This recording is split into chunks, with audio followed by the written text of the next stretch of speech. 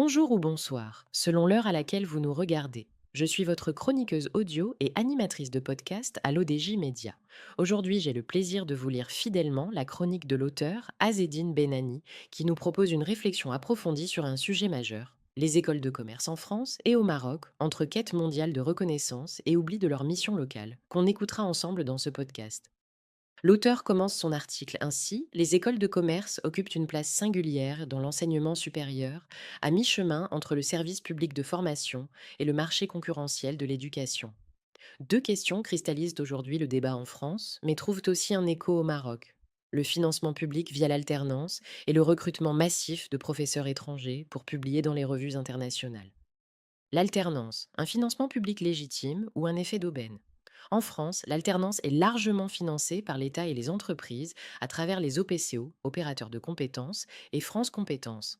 Les OPCO sont des organismes agréés par l'État qui collectent les contributions des entreprises au titre de la formation professionnelle et redistribuent ces fonds aux écoles et centres de formation. Ils jouent un rôle central en assurant la circulation de l'argent public et privé entre l'État, les entreprises, les écoles et les étudiants.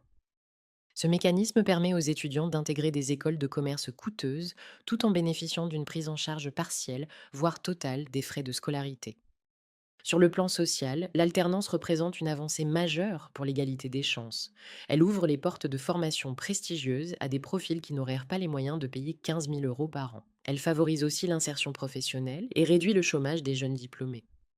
Mais la critique n'est pas absente. Certains dénoncent un effet d'aubaine. Les fonds publics profiteraient à des institutions privées déjà riches en ressources, au détriment des universités publiques qui peinent à financer leurs laboratoires et leurs infrastructures. En clair, l'État soutient indirectement la compétitivité internationale d'écoles privées qui fonctionnent comme de véritables entreprises éducatives.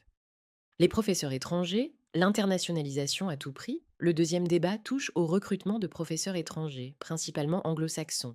La logique est claire. Pour apparaître dans les classements du Financial Times ou de QS Ranking, il faut publier dans des revues internationales anglophones et afficher un corps professoral international. Les écoles de commerce françaises investissent donc massivement dans le recrutement de chercheurs étrangers, souvent très qualifiés pour publier dans des revues classées, ABS, FT50, CNRS. Ce choix renforce la visibilité mondiale des écoles et attire des étudiants internationaux, ce qui consolide leur modèle économique. Cependant, cette stratégie pose question. Elle tend à privilégier la publication scientifique sur la pédagogie et l'investissement auprès des étudiants. Elle contribue à une dépendance aux standards académiques anglo-saxons, au détriment de la valorisation des savoirs locaux. Elle fragilise la francophonie académique et économique en marginalisant la production scientifique en français et en reléguant la langue française à un rôle secondaire dans un espace éducatif qui, historiquement, contribuait à son rayonnement. Surtout, nombre de ces enseignants étrangers ont un profil purement académique. Ils connaissent parfaitement les normes de publication scientifique, mais ni le tissu économique français, ni les spécificités du management des entreprises locales, ni encore moins l'environnement économique régional de l'école qui les recrute. Le rapport académique est réel pour les classements, mais leur valeur ajoutée en termes de compréhension du marché français ou d'accompagnement des entreprises régionales reste limitée. L'auteur ajoute ainsi: et le Maroc dans tout cela? Au Maroc, la situation est différente et met en évidence un autre problème structurel. Le financement public par l'alternance est quasi inexistant. Les écoles privées dépendent essentiellement des frais de scolarité élevés, ce qui accentue les inégalités sociales d'accès. Le corps professoral repose principalement sur des vacataires, souvent des enseignants issus des universités publiques, qui viennent compléter leurs revenus. Cette pratique fragilise la stabilité pédagogique et limite la capacité des écoles à construire une identité académique forte. Enfin, la recherche scientifique est quasiment absente des écoles de commerce marocaines. Elles assurent un rôle de formation, mais très peu de production de savoir. Or, sans recherche, il devient difficile de rivaliser sur le plan international, et encore plus de nourrir un discours académique proprement marocain dans le champ du management. La progression française dans les classements internationaux, la politique de financement par l'alternance, combinée à une stratégie d'internationalisation et de recherche, a contribué à une nette progression des écoles françaises de commerce dans les classements du Financial Times au cours de la dernière décennie.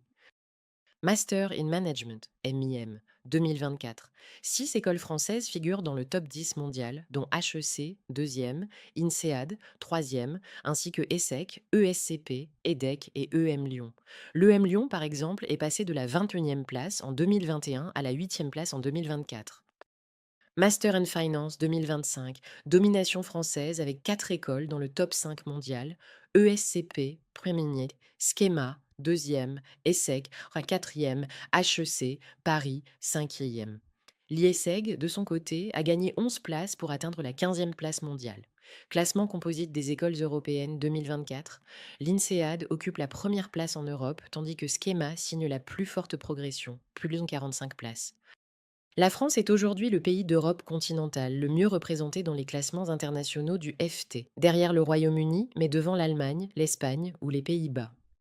L'éloignement de la mission consulaire, historiquement, les écoles de commerce dites consulaires appartenaient aux chambres de commerce et d'industrie régionales, avec pour mission de former les cadres nécessaires au développement économique local. Elles devaient y répondre aux besoins spécifiques des territoires en matière de management, de commerce international et d'entrepreneuriat.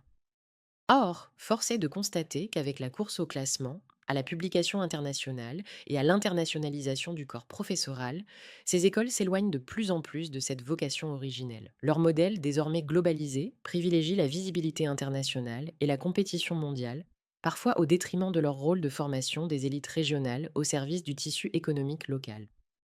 L'auteur conclut son article ainsi: l'arrivée massive de professeurs étrangers au profil purement académique accentue ce décalage. Si ces enseignants contribuent à la notoriété internationale, ils fragilisent la francophonie académique, réduisent la visibilité des savoirs produits en français et connaissent peu la réalité du business français. Ils n'apportent pas toujours de réponses adaptées aux besoins des entreprises locales et régionales, ce qui éloigne encore davantage les écoles consulaires de leur mission première. Ce paradoxe illustre bien le dilemme actuel. Comment rester compétitif dans les classements mondiaux sans perdre son ancrage territorial et sa mission première? Merci de votre attention. J'espère avoir transmis fidèlement, mot pour mot, la pensée de l'auteur Azzedine Benani. Nous nous retrouverons très bientôt pour une nouvelle lecture sur l'ODJ Média, avec la même exigence de rigueur et de fidélité.